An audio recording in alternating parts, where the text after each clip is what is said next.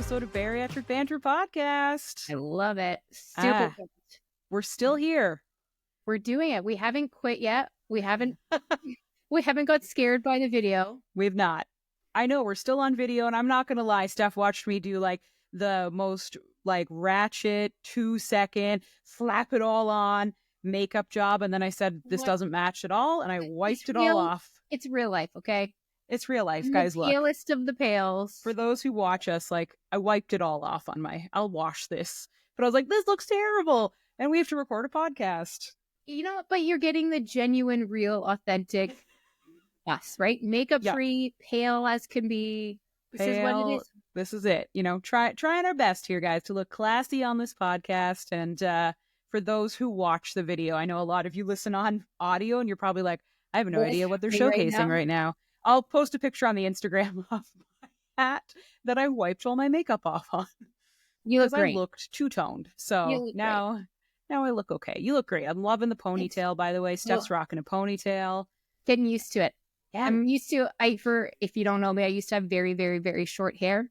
And this is the first time in a long time that I've had long hair. So getting used to the no bangs and it's exciting. I got rid of the bangs as well. It must be like a weight loss thing where I was like, it's okay. Right? We can show my face now. Yeah.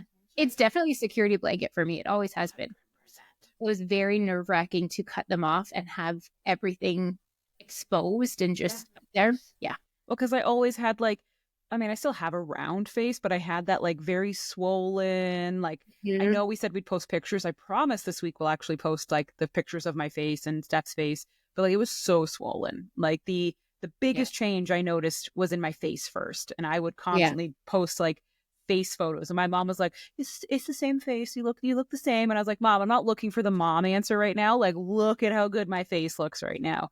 So different. But I would not wear ponytails at all because I couldn't look cute. You know, those slicked back ponytails? No, I look like a fat Draco Malfoy. But like people who could like rock these super cute high ponies. And I was like, why do I look like this? Like, it was not a good look. No, it was just like a big bubble. Oh my God, my ears stuck out. Like, thanks, Dad, for those. But like, my ears stuck out. My head, my face, like it was. And I had like, I was so obese. I had the rolls that would kind of come at the back of your, and I was like, oh no! Like you could see them. Definitely security. It's a security blanket for sure. Yes. Yeah, and I just remember thinking no. And then, I don't remember when it was, but I started putting my hair up in ponytails, and I went, is this what they're supposed to look like? Like, I have a neck? Like, what is, I can do this? Chin. And I can, like, I don't know what this is, but I can see these things. I like it. Yeah, I can see a clavicle. I can see a collarbone. Because it gives you can see the shape. Like, there's a shape now. Like, I can see my chin now. I can see my jaw now. I can see. I have a chin, singular. I don't have to contour anymore because I'm actually getting a little bit of a natural, I know. It's weird. Like my dimples are back. I had them and they went away when I was really swollen and fat. But like, it was just, listen, it's little things like this that like when you're formerly obese makes your life awesome. And so I was telling Steph, like, rock that ponytail. Looks so good. I'm going to wear a ponytail in that's what I'm going to do. Next week, I'm switch in the next one. That's what I'm doing. But yeah, it's just little things like this that might seem silly, but we have insecurities, major insecurities. And I tried to work out, but wouldn't put my hair up in a ponytail. I'm not kidding. I'd go like this with my hair down. And I remember my trainer would be like, you want to put your hair up? And I was like, no, the fuck I do. Nope. It does not look attractive. No, it's the same thing. Like I would go work out I remember having this conversation with my trainer at the time, and I would go to work out in like long pants and like long sleeve shirts, and he would be like, what are you doing? Like, aren't you dying of sweat? Yeah, I am. Yep. But that's what you're getting. And I remember I wore a t-shirt to the one session, and I remember I opened the door and he looked at me, but he didn't say anything. And then I brought it up and he was like, oh my gosh. He goes, I'm glad you said something because I wanted to acknowledge it, but I didn't want to put you even more out of your comfort zone. And but that's how we live our life. That's how we live our life, which kind of rolls nicely into in this week's episode 9. Oh my goodness. I should know this, y'all. Episode 9. Crazy. We're going to be talking about exercise. So we are going to talk about how we exercise, Mhm. what it looks like. You know, we are very different in our path. I am 2 years. Oh my God, I'm 2 years as of the Exactly. 13th of this month. Amazing. Whoa. And Steph is 4 months. Yep. Yep. So that's going to look very different.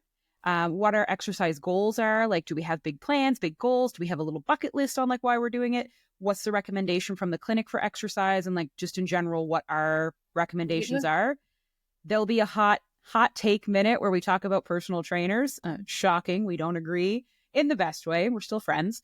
But that's what we're going to talk about this week, because we do get a lot of questions about, Yes. are you following an exercise plan? Do you do HIIT? Do you do CrossFit? Are you training for this? Are you training for that? I openly share all my training on Instagram. So we've had a lot of listeners like, whoa, fill me in. Like, how'd you get started? And it's like, oh, I'm trying.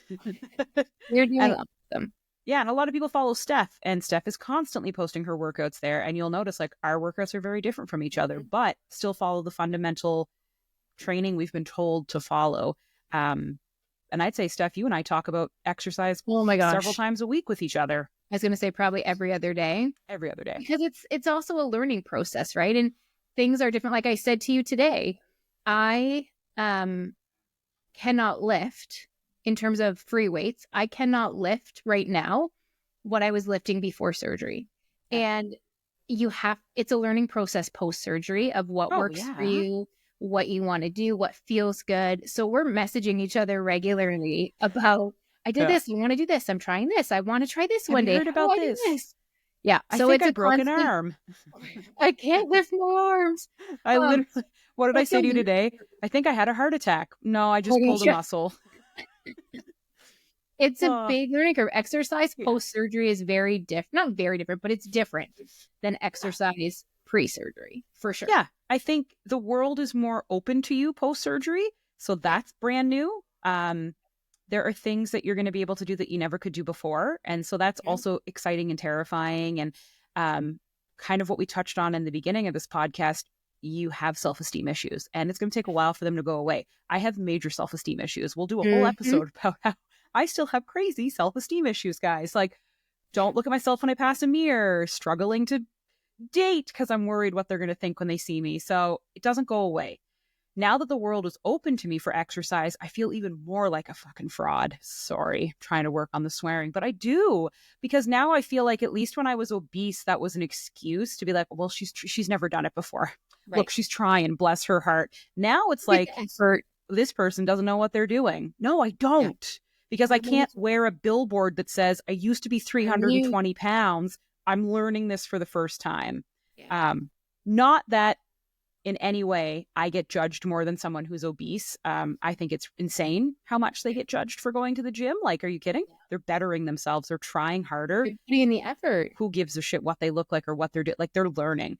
Right. And I do not get judged more than them. I'm not saying like, poor skinny person, but it's like they just think you're an idiot and that you should know what you're doing. So I almost will avoid things now because I feel like, I look too much like an idiot. I'm not doing this. I can't. And before it was, I'm too fat. I'm not doing this. So it never leaves. But the fear of judgment is still there. Always and there. I think part of it too, as you said, the confidence is there. But there's a lot of times where, at least for me, and again, I'm only 4 months out, so curious with you 2 years out, I'm sure it's the same, but you forget. Like you still, I still have a lot of weight to lose, don't get me wrong, but I've lost a significant chunk. But my brain still goes to my old self first. And I still think of myself in that old body. And even when I'm trying to do new movements and I'm trying new things, instantly, before I even try it, I still go, I can't do that because I couldn't do it before. So there's things that I can kind of do now or that I can do now, but I'm still stuck in that old view of myself. It stays. This literally happened at the gym on Sunday. I go with a neighbor. We were in the free weight section and she kind of dipped through 2 machines to get to another one. Yeah. And I hesitated. Like I went up to the 2 machines and went, and I kind of thought as I'm turning, like, can't do this. Fit through. And then I was like, yeah, you can just walk right through this. Like I looked like an idiot standing there with my arms up because it just sticks with you, right? Like, and I'm not trying to, this is definitely not a humble brag. Like, listen to Hannah say she didn't have to turn to walk through. No. I walked straight up to it, then stopped walking and went, and like start turning my body because I'm like, all right, how am I? And then I stopped and went, oh yeah, I don't have to do this anymore. Just walk right through this. Mm-hmm. Cool. And it came up at work. We're going to some conferences and stuff. Hey guys, I need your sizing for clothing. And I immediately I got really flushed, and like we were on a call and I was like, oh, I don't want to tell people what size I am. And then I went, oh, wait. So I was like, are these like unisex, women's? Like I have options now. In work would send out the swag emails like, we're sending you swag. I never wanted to tell them. Fill document with your size that everybody can see when they open it. No, because I used to have to say, I'm going to need an extra large men's, or, you know, because the women's sizing wouldn't go up to what I needed. Size we have. No. Or then I tried to pick like a vanity size because I was like, whatever, just pick a large. And then it's like, never wear this doesn't fit, won't come down. And now I have to email HR and be like, I know you sent me all this stuff and I'm now going to need to tell you. So I picked a medium this time because I got real scared that if I was like, well, I have small tops, but I was like, don't do it. I don't want to go down this PTSD rabbit hole. So I just said medium women's is great. And that's what the girl messaged me, was like you sure you're good with a medium? And I was like, yeah. She's like, I can order you like a medium and a small. And I was like, nah, it's cool. We'll go medium. I don't want it to be tight. It's totally fine. Thank you so much though. Really love that. That boosted my ego. But I just emailed you the other day because my work did the email. We got the email that there's new swag coming out. And I was like, oh, okay. And I immediately thought to swag that we got last time that I got from work. And if my work is listening, which they may be, I remember saying, I like spun it that I wanted a bigger size because Devin always steals my sweaters. And that's a good one. Even though Devin has lost like 100 pounds in the last year. Shit. Good for him. So that's not even true anymore either. But that's how I would try to spin it because I would get a bigger size, right? So I'd be like, that way Devin can wear it too. And so we got really nice zip up jackets from work last year, and I put it on now and it's way too big, and which was awesome. But I remember now thinking, okay, we're going to get swag. I'm going to need to wear it to client sites. I want it to last. So I remember messaging me like, I don't know what size to get. Like, I remember we had a huge debate about it because I was team, don't order that. Get the small size. My brain immediately went to, I need a 2XL. Immediately. And that's what I started typing. And then I was like, no, you don't. You don't. No, you don't. No. And we had that debate. You were like, I don't know though, Hannah, like what? And I was like, well, the other thing was you were booking it well in advance of travel too. Like there would at least, I said, when are you going? You said, well, at least a month and a half to 2 months out. Yes. And I said, there will be a significant change in your body in 2 months, especially this soon after surgery. I was like, that's the other thing where there's a catch-22. I would never want you to wear something too small that makes you feel uncomfortable. Yeah. But when I was losing weight, what became a really big hang up for me was putting on the baggy stuff and feeling frumpy and overweight and feeling like, oh, I don't like this feeling either. It's almost like you can't win when you're in between sizing until you, like, especially when you're coming from, I was like a 22, sometimes 24. So like when you're coming from like, I don't know, 12 to 10. Ooh. Okay. But when you're coming from 24 to 18, that's a huge difference in that size. And you don't want to be wearing size 22 shirts because it's like, people judge you. I look unkempt. I look messy. Yeah. I look slovenly. And you. Yeah, it's not fair that that's what we associate with overweight people. It's a whole thing that I wish we could change in society, but it's still a thing, right? Where it's like, if you're wearing something sloppy, you know, it's because you're overweight and you're a slob. And I hate that because most plus size clothing is a tent. Crap. That I was just about to say, it also doesn't help that plus size clothing is ugly and ridiculous and cut like a box, which is a whole nother. We'll go through a whole podcast on plus size clothing. Don't you worry. But it's just it's this weird in between where you don't want to wear things that are skin tight because it makes you feel very self-conscious. You're not used to it. But then you don't want the oversized, and work. Okay, I promise we'll get to exercise in a minute. Work makes it a bit challenging because it's like, I have to go to these things. I have to look professional. I just sent a message to the event manager being like, hey, like, what's dress code for this conference I'm going to? And she's like, what do you mean? I'm like, I assume like leggings are probably a no-go. Jeans are a no-go. Like, do I have to go buy khakis? I was like, I don't have dress pants. She's like, you don't have dress pants? And I was like, no. I said, through my weight loss journey, I've thrown a lot of things out and my life revolves around leggings. You don't want to buy new clothes until you're at Yes. a set thing. Like, I haven't bought any new clothes. I'm like, that's a lie. I bought maybe 3 shirts, Yeah. but like, I haven't bought any new pants. I haven't really bought new shirts. I'm still wearing my 2X, my 22 pants. I still have.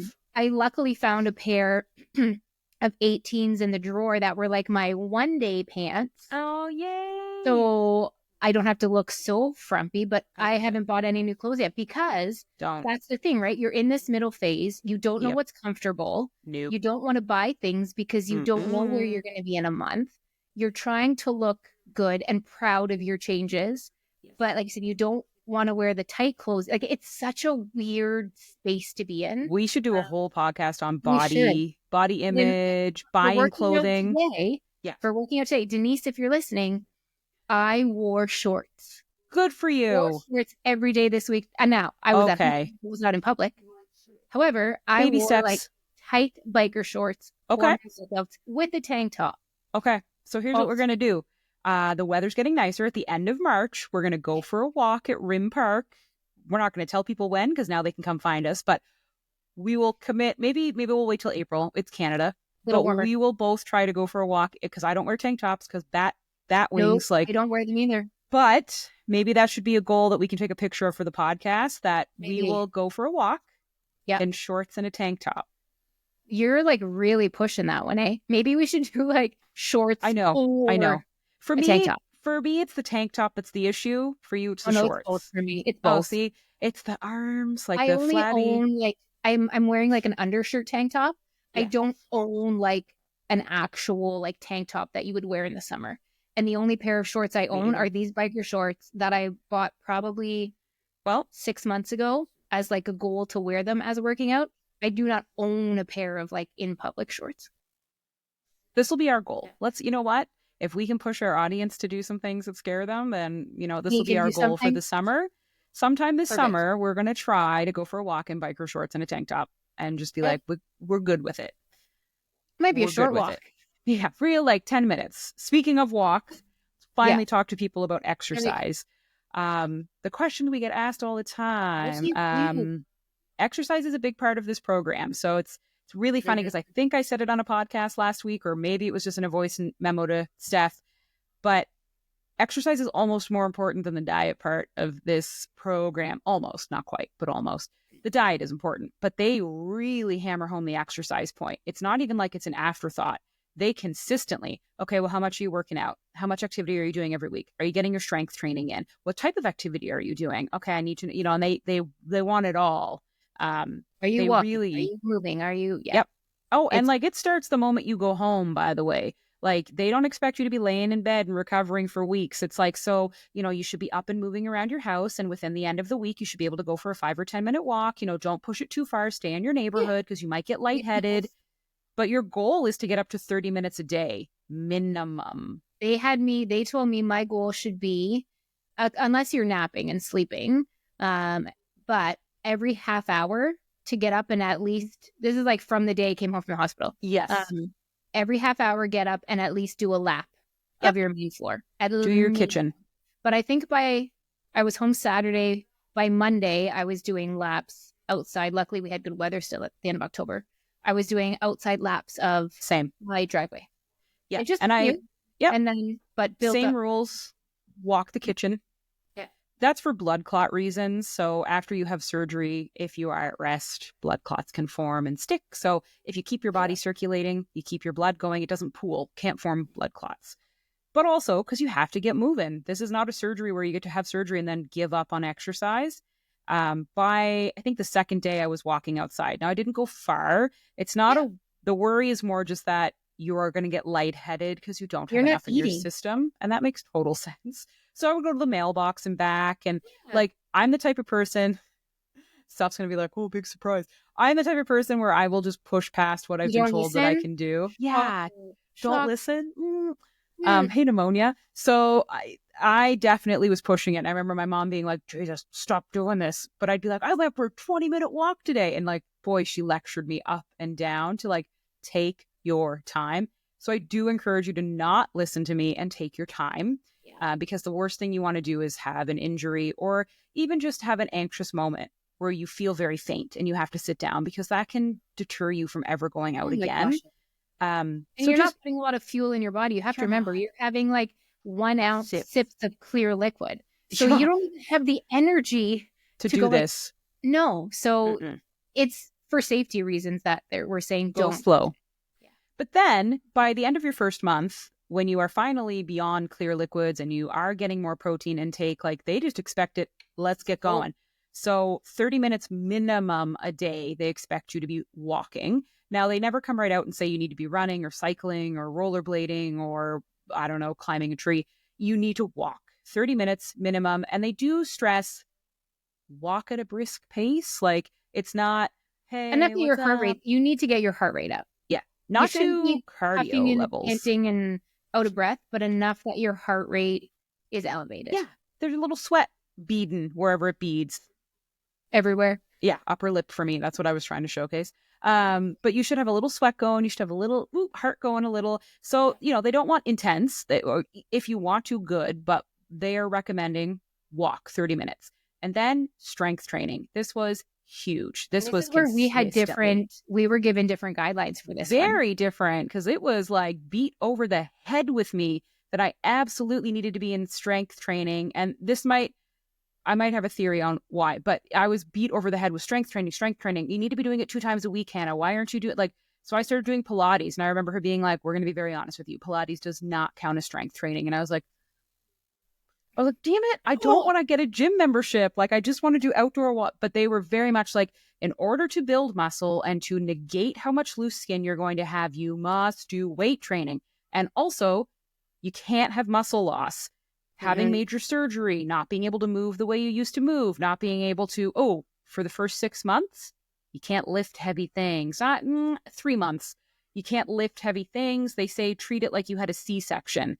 You could get a hernia. You could tear something. Like, they don't want you out there week 2, like, deadlifting. And they said, if you're going to lift weights, you will sit for the first 2 months. Like, I don't think I started strength training till after the first month. I wasn't cleared just due to needing this to heal. But anyway, I digress. Strength training was beat over the head for me.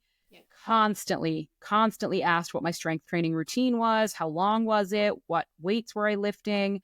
They were very big on loose skin with me and muscle training. Yeah. And it was funny because I was told initially in the program, same things, walking first, building up to strength training, no lifting for a while. Yeah. And I was told, I don't remember the exact timeline, but I'm pretty sure I was told no lifting weights until minimum 3 months. I'm pretty sure it's 3 months, not 6. Like I said, yeah, I'm pretty sure it's 3. I'm pretty sure it's 3. And I was like, okay, that sucked. I really wanted to get back to the gym, all this kind of stuff. And then I went for my 1 month post-op with the surgeon. Yeah. And I asked her because she was saying everything was looking so good. So I said, okay, so just to confirm, like 3 months for weights, right? And she goes, no. And I kind of looked at her. I said, what? She goes, you can start today. And I said, oh, I was told 3 months. And I said, sitting the whole bit. And she goes, no. This program. She goes, I do a lot of hernia repair. She goes, and that's the main concern. She goes, but you just listen to your body. So, of course, she said, start light. She goes, don't be going and grabbing the 20 pounders and just go to town. She said, start light. She goes, you'll feel kind of silly. Do the 2 pounds, do the 5 pounds. Yeah. But she said, by all means, start today. And then she said, if something starts to hurt, obviously stop.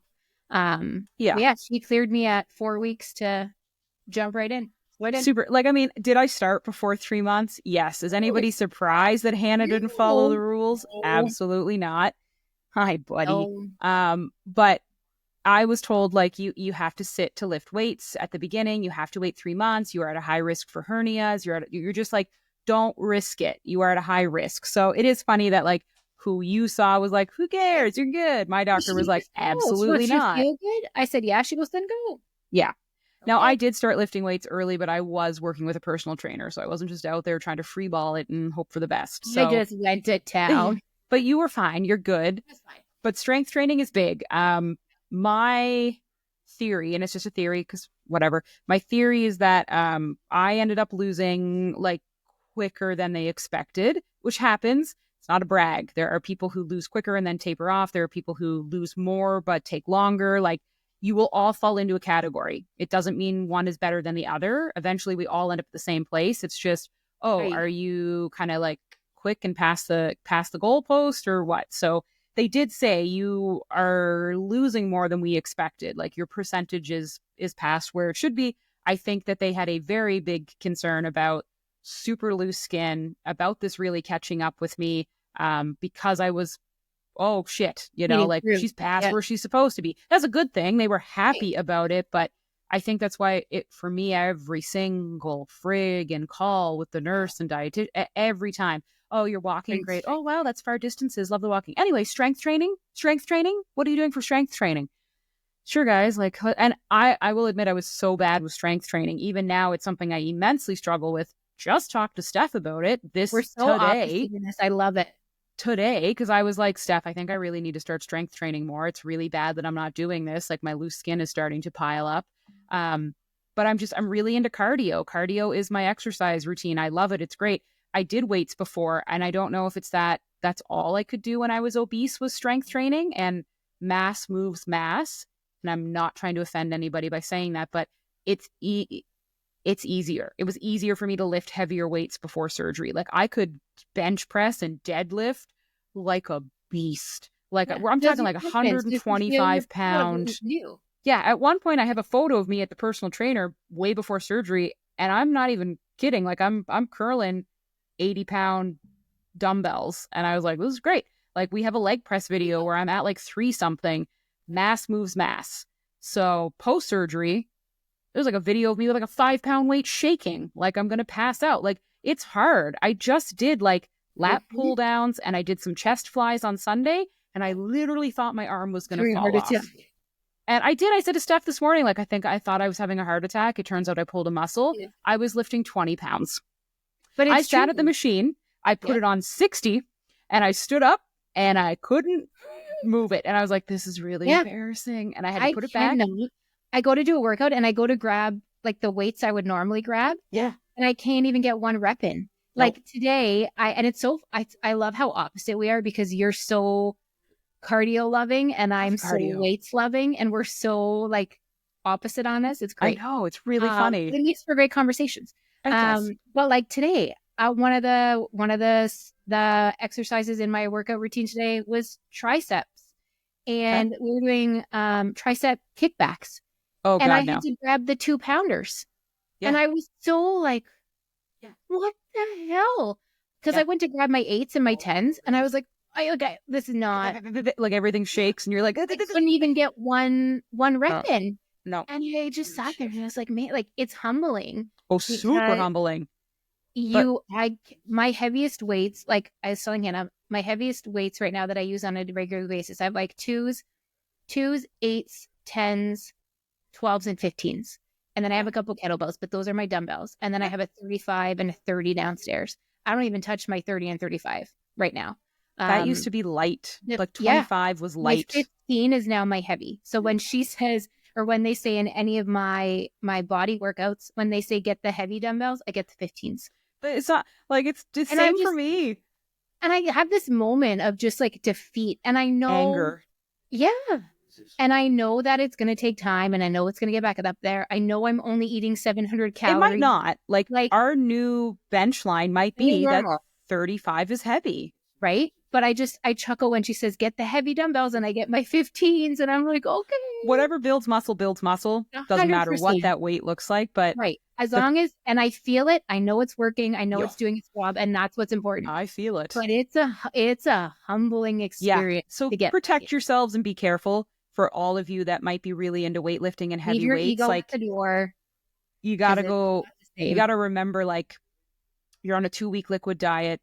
Then you're on at least a month of like a liquid low eating. Like you will have at least 2 months before you can get back to lifting. So 2 months off, as someone who just had to go through 2 months off, has completely reset me. Oh my gosh. I can't. And I know muscle memory is a thing and it will kick in for me. I'll get into this in a minute, but just remember you will have 2 months off where your muscles will kind of stop working.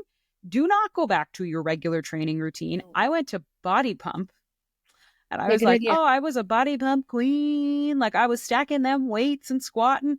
Oh my God. At one point, I just used the bar because I was like, I think I'm about to die. You have to give yourself grace. Like any of the things where they're holding weights, I was like, I'm out. There was a lunge track where I was like, I just stood there with my hands on my hips. He's like, come on, Hannah. And I was like, don't say my name, Justin. We're good. Justin at Good Life, do not say my name. I'm embarrassed enough. By the way, if you live in Kitchener, Justin, the Good Life trainer, is like the best Good Life trainer. Love that man. But no, it was so humbling to be back at Body Pump, and I couldn't move for days after. Couldn't sit on the toilet. Like couldn't move my legs up and down. My first workout afterwards, I had to go pee, and I had to hold on to the bathroom counter beside brace the wall. Yeah, I had to hold on to the counter and the bathtub, and like brace as much as I could because it was so painful. But you just have to give yourself grace, and what matters is that you're putting in the effort and you're showing up. Exactly. And you just have to know it's not going to look the same. I keep reminding that's okay. myself, right? It's only 4 months out. I've only been back at it for 2 months. I'm only eating 700 calories a day.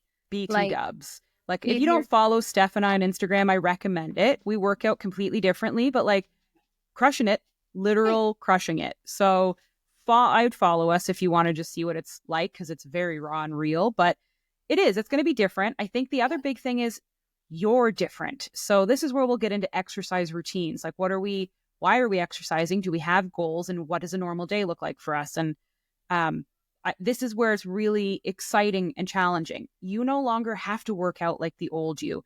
A, you don't have to do it in secret. B, you don't have to just do what your body can only, like now your body can do so much more, and it can feel overwhelming at times and a little scary on like, I don't even know where to start. Start with walking. That is always my advice. If anybody wanted to know like, well, Hannah, what was your workout routine like? I had surgery in March. I walked until June. Literally would walk between 5 and 10K. So during the week, I would try to walk 5K 3 times a day.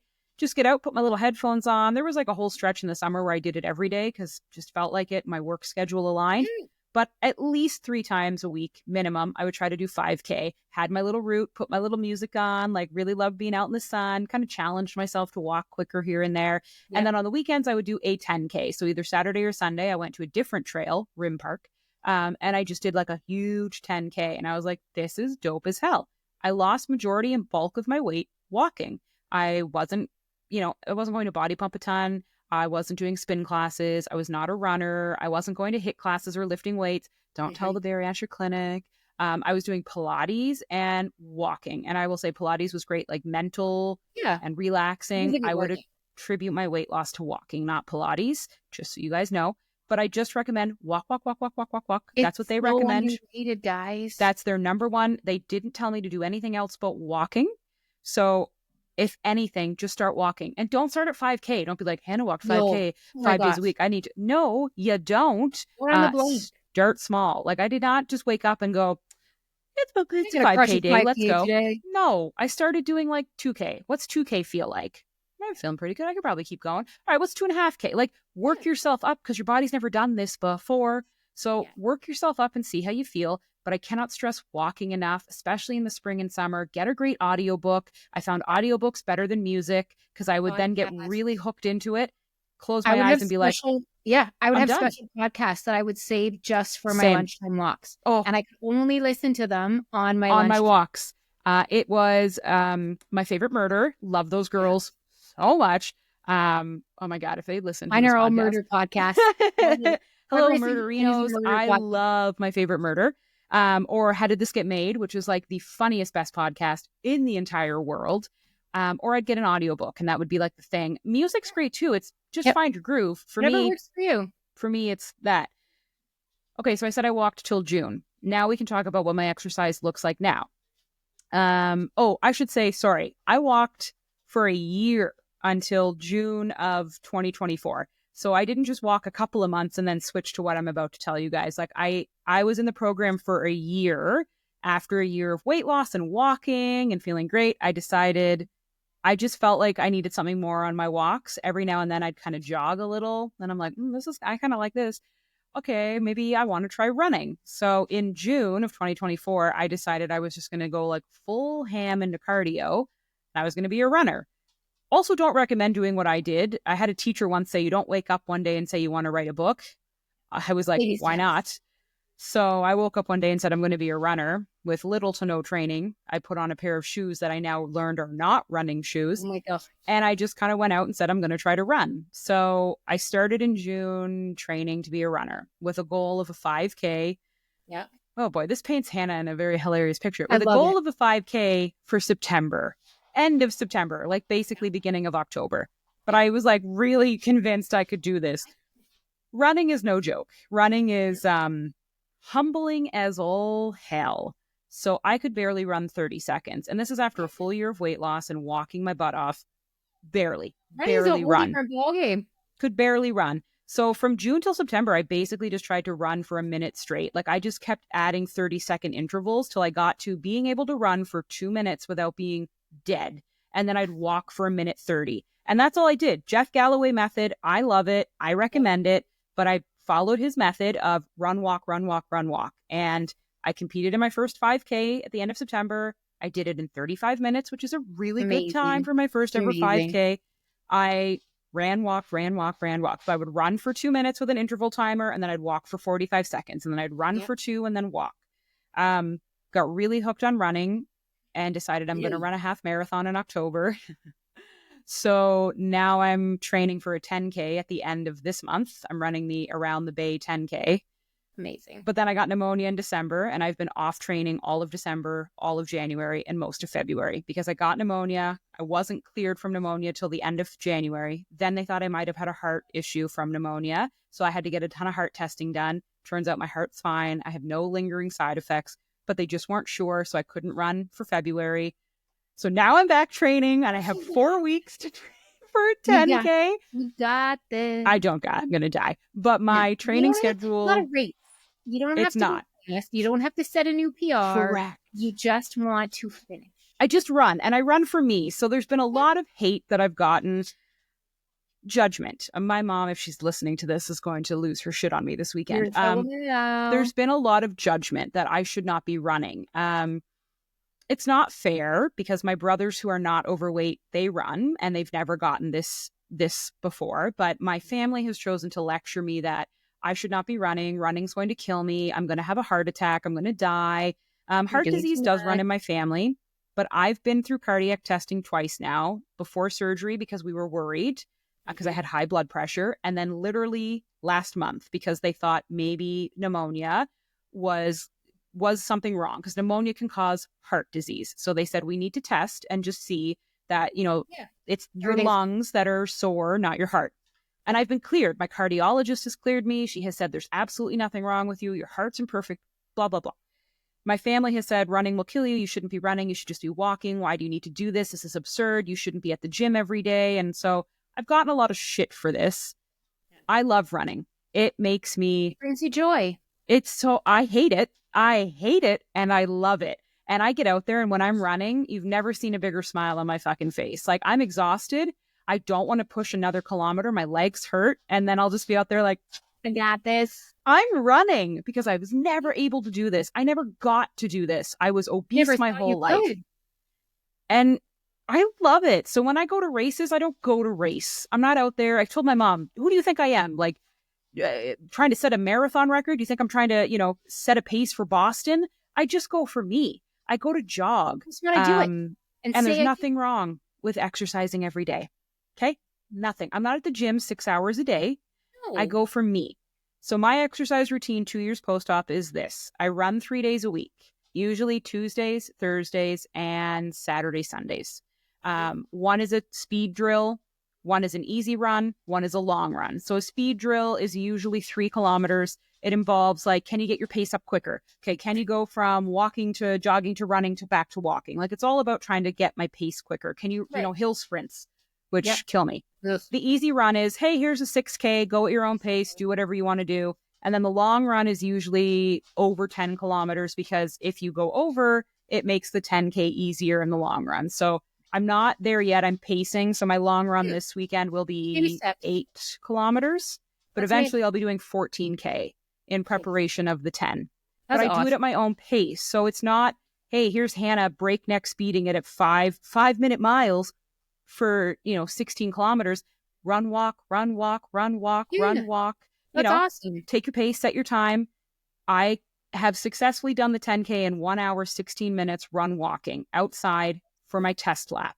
So, Amazing. and I felt great, not dying, not having a heart attack. In between the 3 days that I run, I am trying to do 2 days of strength training. It's not HIIT classes. It's not CrossFit. It's not something that's killing me. It's going to the gym. And for one day, I'm doing upper body. So I'm doing lat pull downs. I'm doing some biceps. I'm working on the upper muscles because as you run, these get tense and tense up and you get stitches and they hurt. So I'm working on loosening these for running. And then the other day I do legs. So I'm working on building muscle and making these stronger so I don't get an injury so that I can go further for longer. Those are my 2 strength training days. Outside of that, I walk my dog. So him and I go for 3 walks a day, 1 long walk and 2 short walks. And he is owed those. So I will always do them with him. Now, I don't do crazy long walks on run days, but on other days, yeah, why not? We're going to go for our walks because walking's great. That is my exercise routine 2 years post-op. I don't see it changing much with the exception of after my 10K, I roll into half marathon training. I don't think I'll ever do a marathon. I have no desire to do that. But I really want to do a half marathon. But running brings me stupid, crazy joy. I don't know why at all, but I stupidly fucking love it. It's something when you're obese, you never, ever think you can do. You always want to. Like, I remember there's so many days in my life, I would love to run. I would love to be a runner. I would love to say, I'm just going to go for a run. It's so fun. But there was no way in hell that was ever going to happen. Like, even a walk alone was enough of a huff and a puff.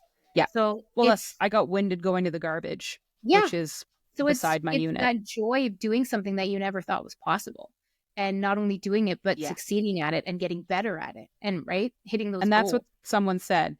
My aunt, who I really hope isn't listening to this, but I think she said something to my mom along the lines of like, is she okay? And my mom was like, yeah, she's fine. No, like, is she mentally okay? Like, she's at the gym every day. I see her posts on Instagram. Like, is she okay? Is she, And I was like, so where was all the concern when I was 320 pounds? Where were you guys, talking about, is Hannah going to die and have a heart attack while she's sitting around doing literally nothing? And now that I'm 2 years post-op, it's not even like I'm a month out pushing myself. Now that I'm 2 years post-op with a super healthy relationship to exercise now, where I'm going to say again, I'm only at the gym for an hour. My runs are typically an hour and a half. I'm not spending 5 to 6 hours a day exercising. Yeah. I'm not working out 3 times a day, like once a day. Now that you're putting yourself first as a priority, enjoying your life, and taking care of yourself. Now it's a problem. Self-care, doing things for your mental health. Now it's an addiction. Now she's obsessed with it. So I have a therapist, and I said to my therapist, is this bad? Like, is my love of running, like, she was like, oh my God, this is not addicting. And she was like, no, this is normal. And so it made me angry because most people I know go to the gym or work out once a day. It's very normal. My brothers are all like, my brother out west is running a 10K and a half marathon. He does the like climb the stairs stuff. And he's a firefighter. Okay. Heart disease runs in the family. Do you think it skips him because he's a firefighter? Like, has he had a cardiac workup? Has he done blood work recently? Like, I had a literal cardiologist say, you're fine. You are good to run. And yet you run. It's not enough. Then you run. So I run because mentally it makes me feel so happy and so good. And no one's out on that run with me. I'm not running 5-minute miles. My pace now post pneumonia is like 9 minutes, 9-minute kilometers. Like, I'm going slow because I'm way out of shape for having 2.5 months off. My ultimate goal is to get back to 7-minute kilometers. Like, even my goal speed, normal, that's called average. That's a jog. So it'd be different if I was maybe doing this 8 hours a day and I was trying to set a 3-minute kilometer, sure. And people were like, Hannah, we're worried about you. Every minute of your day, that's all you were doing, then there would be a red. So anyway, so thank you for joining my TED Talk. That's my exercise routine. And Steph, I would love to hear yours being 4 months post-op. It is way simpler. It's okay. You're 4 months post-op, right? Remember, mine was super simple. It was walking for a year. So yes, it was walking. So pre-surgery,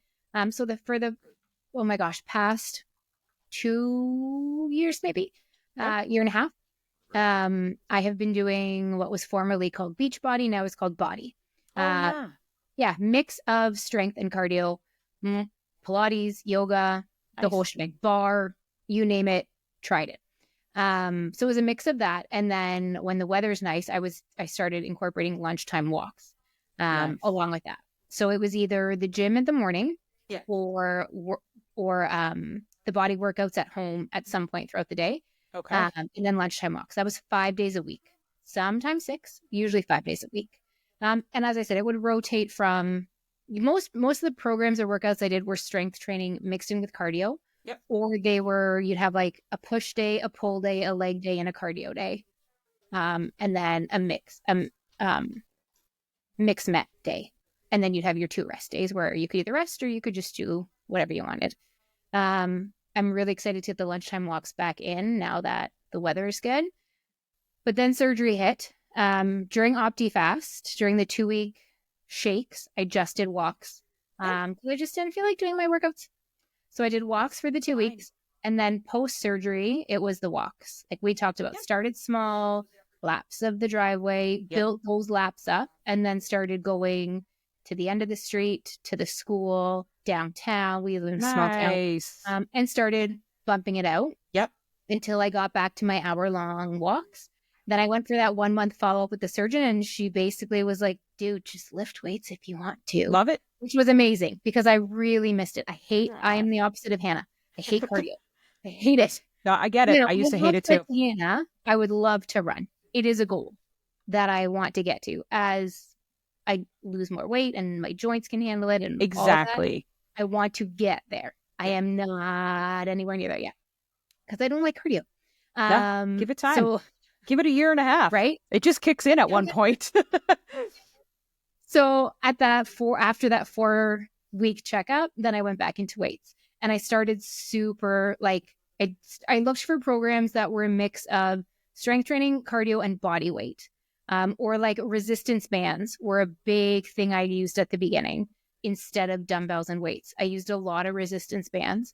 They're phenomenal for that kind of stuff. Mm-hmm. So I just looked at programs that incorporated that and I just made modifications. That was a big thing for me is don't be afraid to modify. It doesn't mean you're any worse. It doesn't mean the people who are doing the full out advanced moves are better.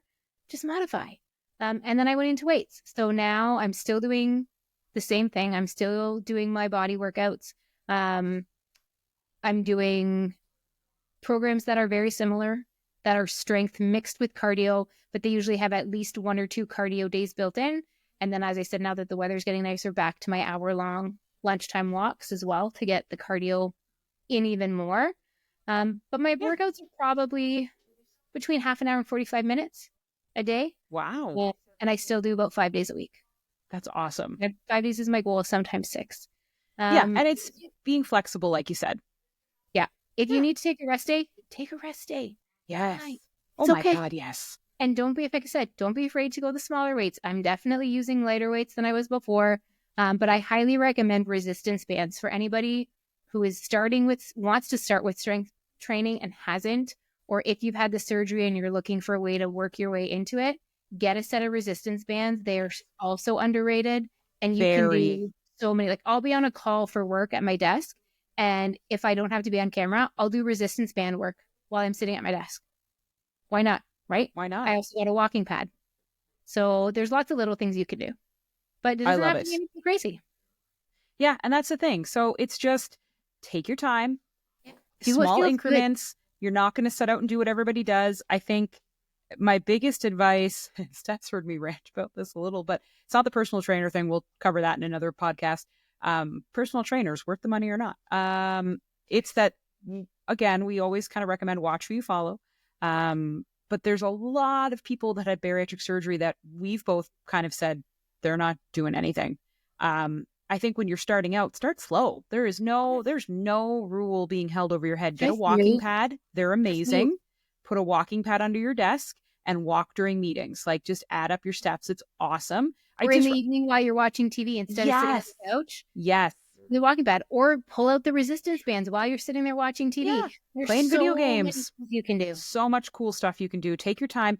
You will find your niche eventually. So I did not find running till a year and a bit in. I did not just wake up after bariatric surgery and be like, well, I'm a runner now. Never know. You'll find your thing after. Maybe it's swimming, maybe it's spinning, Oh, I'm doing maybe it's aquafit too. yeah, I forgot. aquafit, I'm doing kickboxing, aquafit but with like seniors, and I love it. the coolest thing is the world is your oyster, guys. You can actually do like you can rock climb now, like just things that like I rode a horse for the first time and then was like, maybe I'll get really into this. Like it's just cool to finally have the door open where like weight is no longer an issue. It's not holding me back from doing what I want to do. Maybe I'll join a soccer league. Maybe I want to start playing baseball again. You have options, but just take your time, try things, see what works. But I cannot stress enough that you need to exercise. I'm not sure why some people give it up after bariatric surgery, but it's like a non-negotiable. You do need to do something every day. Even if it's as small as a 30-minute walk, you have to be consistent and you need to exercise. Take rest days. I take time off to go home. I take time off for vacations. There are definitely days where if I'm not feeling it, I'm not pushing my body.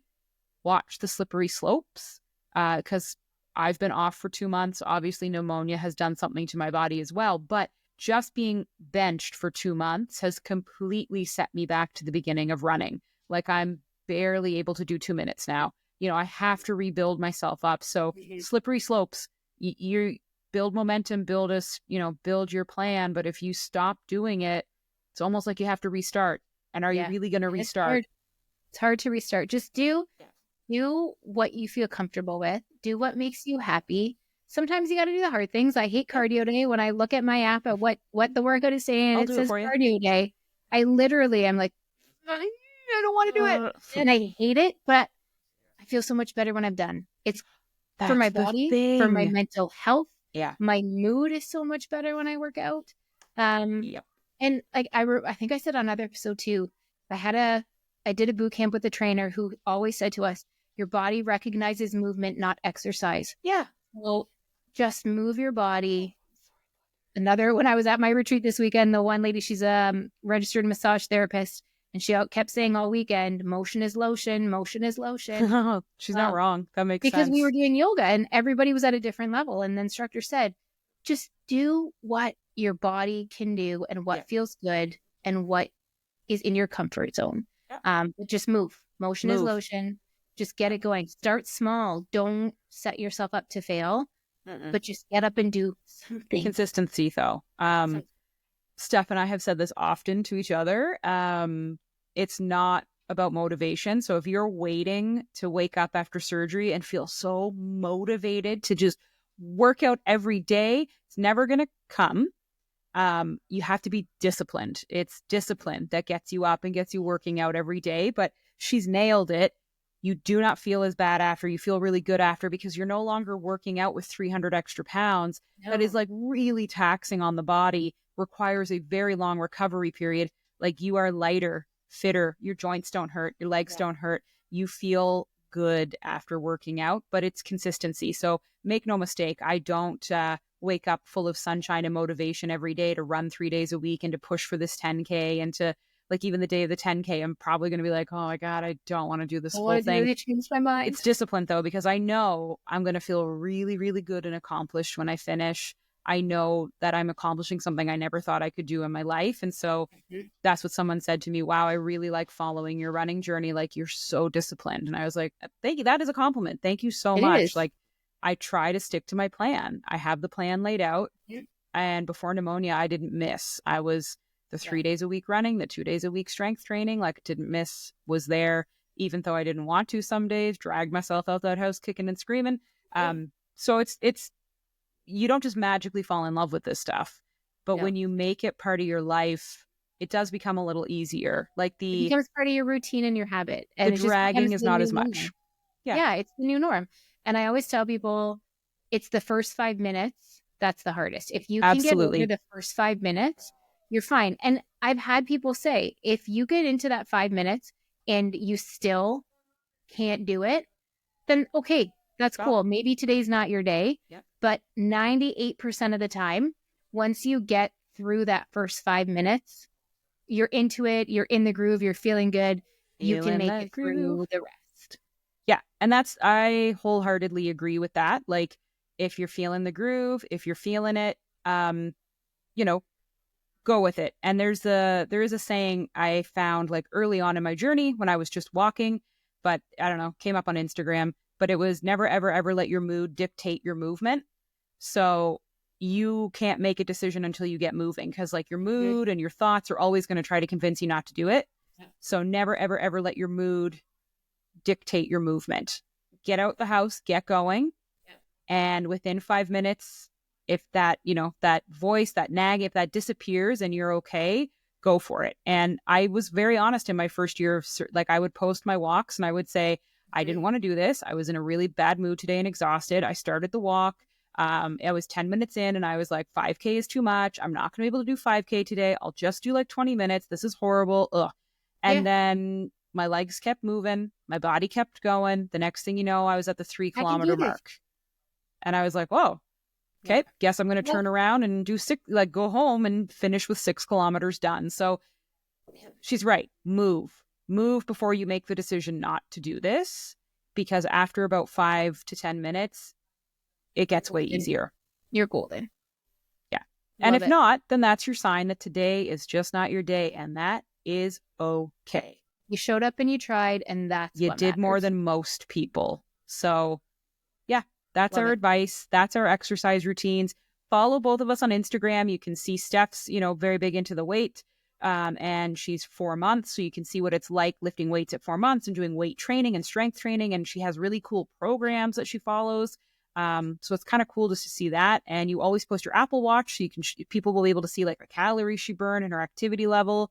I post all my running stuff. So if you want to see somebody try to run a 10K with very minimal training, and you want to see what it's like for someone who's never run a day in her life to literally try to figure this all out on the fly, follow me. I also post my watch and my stats, and I'm pretty on it. We're both pretty honest about our exercise and our workout, when it sucks, when it's good, we'll tell you what we like, what we don't like. So follow us on Instagram, and we're more than happy to share our journeys there. But thanks for listening about exercise. Thanks for the good questions about exercise. We hope we answered them all, but keep them coming, because we would love to do this topic again, and maybe even bring on some people that can talk about personal training or training journeys. But we loved chatting to you about exercise. Next week, we're going to talk about the other half of surgery. So we'll finish part 2 of our surgery journey. Love it. Thanks, guys. Well, like always, Steph, thank you for joining me. Thanks, Hannah. Bye, everybody. Bye, guys.